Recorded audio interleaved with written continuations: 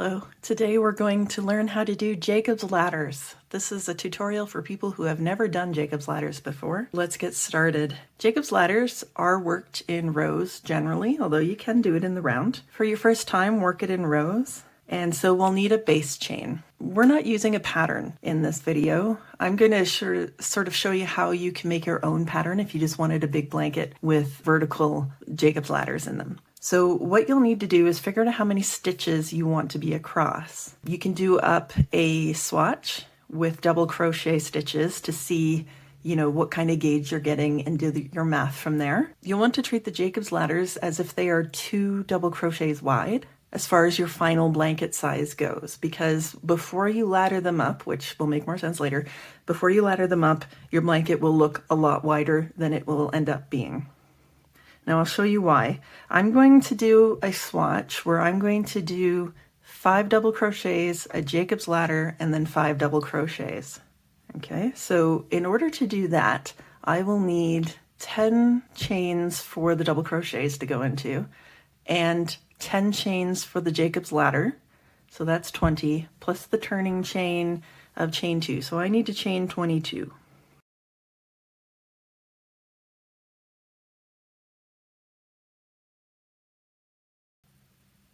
Okay, I think that's correct. I'm never quite sure with base chains.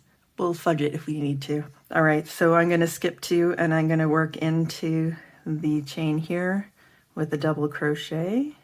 Yeah, I think I've got too many. Anyway, doesn't matter. We'll treat the turning chain here as a stitch. So now I've got 2 double crochets.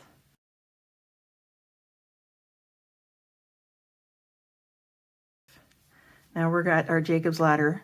So I'm going to chain 10.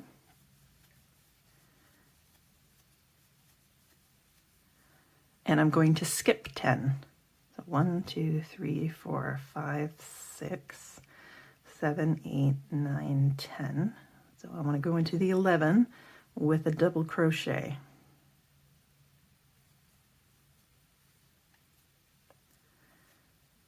And continue to the end.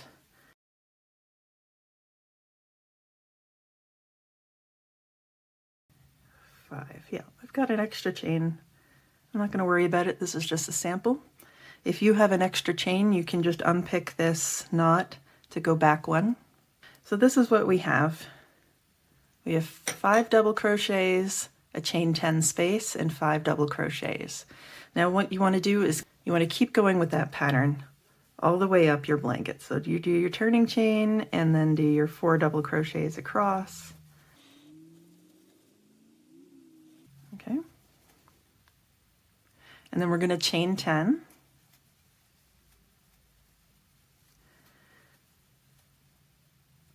We're going to skip over this chain 10 space and do a double crochet in the next double crochet.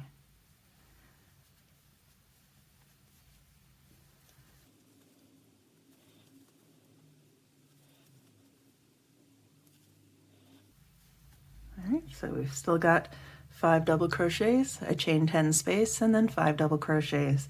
And you just keep doing this for however long you want your blanket to be. So I'm just going to work ahead a little bit. I'm going to do it in real time so you can see.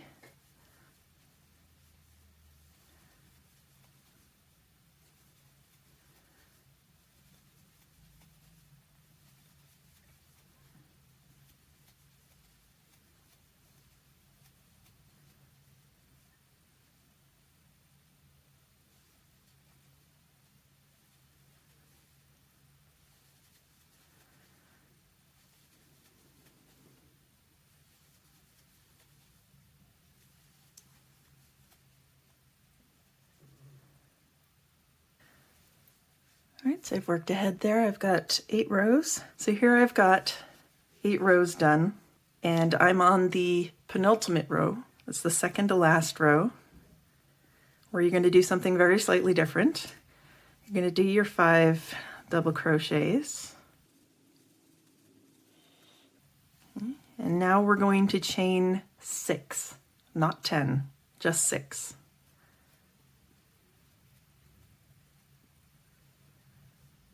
And then continue your double crochets on the other side.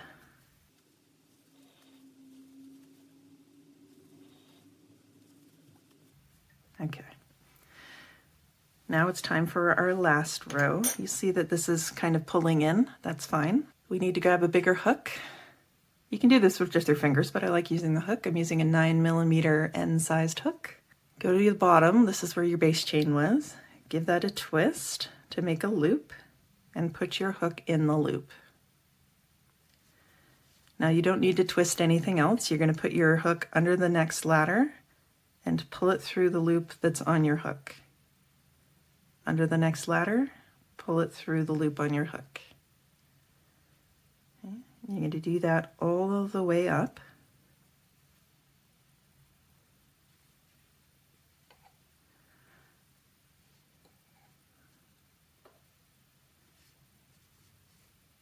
To the last chain space. Okay, so this is what our ladder looks like. You can see it's got kind of it's quite a textured look. And this looks particularly good if you've got several. If you're making a big blanket, at this point you'll want to put something in this loop at the end to keep everything from falling back out. I like to use pipe cleaners, so I just put it through the loop and then just do that. And that will hold that loop. It'll keep it from falling down while I do the next row. Now, I don't usually need to do this if there's only one ladder, but if you have multiple, this will help you out a lot. So I'm going to act as if I have multiple, and I'm going to do the last row. So it's the same as before. We need 5 double crochets, and the turning chain counts as one, so that's 3, 4, 5. Okay, now we're at our last loop. I'm going to pull the loop up. I'm going to stick my finger in there just to hold it. I'm going to take off my stitch marker, or my stitch holder, I guess, and I'm going to insert my hook into the last loop there, and I'm going to do 2 single crochets. That's 1 and 2. I'm going to find the next double crochet and finish the row with 5 doubles.